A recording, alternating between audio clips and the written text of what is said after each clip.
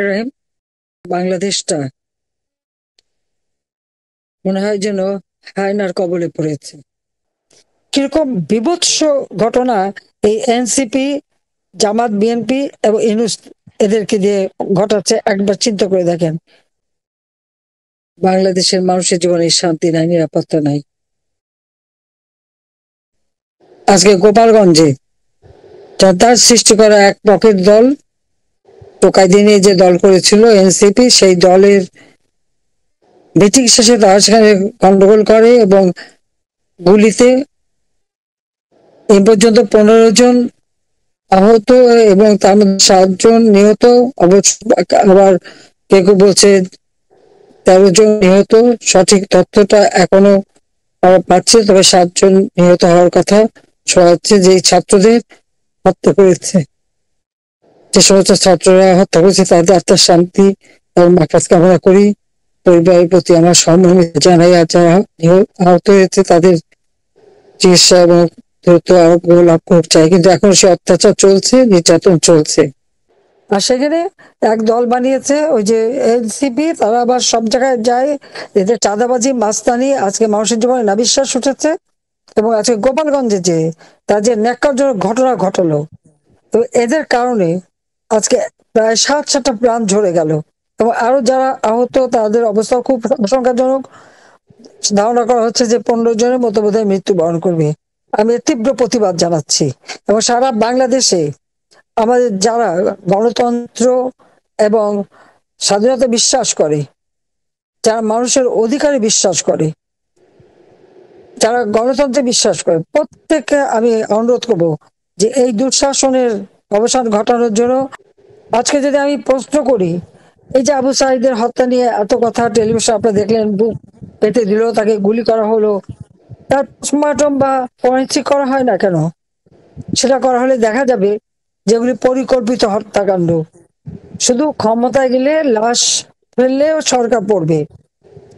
যখন 6 জন মারা গেল, আমি জুডিশিয়াল এনকোয়ারি কমিশন গঠন করে তদন্ত করার ব্যবস্থা করলাম এবং যারা আহত প্রত্যেকের চিকিৎসার ব্যবস্থা করলাম। পারেন এই যে আজকে গোপালগঞ্জে যে ঘটনা তারা ঘটালো, অথচ দোষ সব ছাত্রলীগের। কেন ছাত্রলীগ নিষিদ্ধ হবে? আজকে এই যে উপদেষ্টাদের মধ্যে অনেকেই তো ছাত্রলীগ করতো। ছাত্র এরাই তো যত অপকর্ম করে বদনামটা ছাত্রলীগের কাঁধে রেখে তারা দিব্যি এখন বিক্রি হয়ে এখন তারা ইউনূসের চালা। ছাত্রলীগ নিষিদ্ধ, আওয়ামী লীগের নিবন্ধন বাতিল, এমনকি আমাদের নৌকা সিম্বল নাকি নিয়েছে। ওটা আমার পার্টির সিম্বল।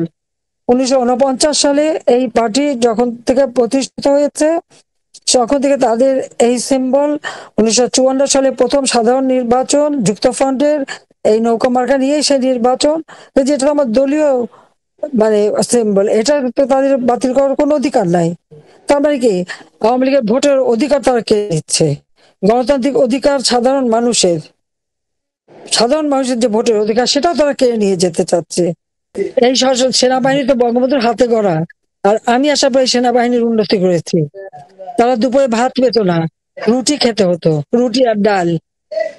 আমি সরকারে আসার পর 96 সালে তাদের ভাতের ব্যবস্থা করে দিই, মাছ মাংসের ব্যবস্থা করে দিই, তাদের চাকরির বেতন বৃদ্ধি করার সব বেতন আমি বৃদ্ধি করি।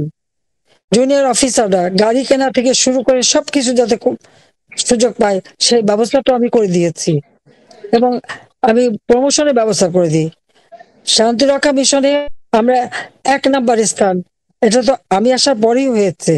আজকে এই যে আমাদের ছাত্র হত্যা করে তারপরে তার উপর যে পাড়া দেওয়া, ঠিক 71 সালে যেভাবে পাকিস্তানি হানাদার বাহিনী যে আচরণ করেছে, সেই আচরণ আজকে যে সেনাবাহিনী করলো, এই ছবি তো আজকে বিশ্বে ছড়িয়ে গেছে, জাতিসংঘে যাবে যে নিজের দেশের মানুষের উপর এরকম টর্চার করতে পারে।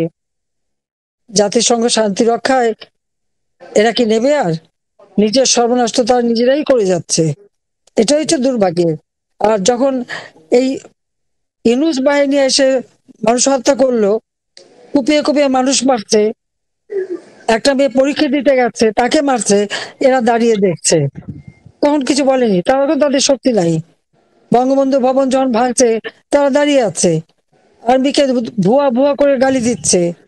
আর হাসনাত তো একেবারে হাসনাত দা ওয়াকার, স্লোগানই দিয়ে দিল, এতে তাদের আত্মসম্মানে লাগে না। আর গোপালগঞ্জে যে ছাত্র হত্যা করে, আমি এই হত্যাকাণ্ডের তীব্র প্রতিবাদ জানাই এবং সারা দেশের মানুষকে আমি প্রতিবাদ করবার জন্য এবং প্রতিরোধ গড়ে তোলার জন্য আমি আহ্বান জানাচ্ছি।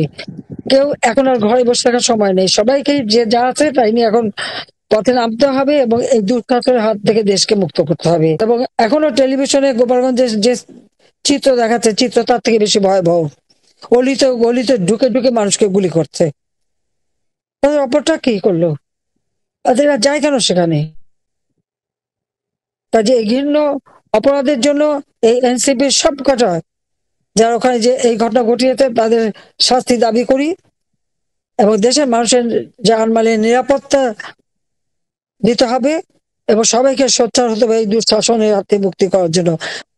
কাজে এই অন্যায় অবিচারের বিরুদ্ধে সকলকে আজকে আমি প্রতিবাদ করার জন্য এবং পথে আসার জন্য এবং ইউনূস সরকারের পতন ঘটিয়ে দেশে শান্তি নিরাপত্তা, নারীদের নিরাপত্তা নিশ্চিত করবার আহ্বান জানাচ্ছি দেশবাসীর কাছে। কারণ আমার আর কেউ নেই, আমার একমাত্র দেশবাসী আছে। তাদের জন্যই এসেছি, তাদের জন্য কাজ করেছি, দেশের মানুষের জন্যই আমি কাজ করেছি। কাজে মানুষই আমার, এটাই তো আমি বাংলাদেশের সাধারণ জনগণকে তো আমার পরিবার হিসেবে নিয়েছি। কাজে তাদের মঙ্গলের জন্য আমি কাজ করেছি।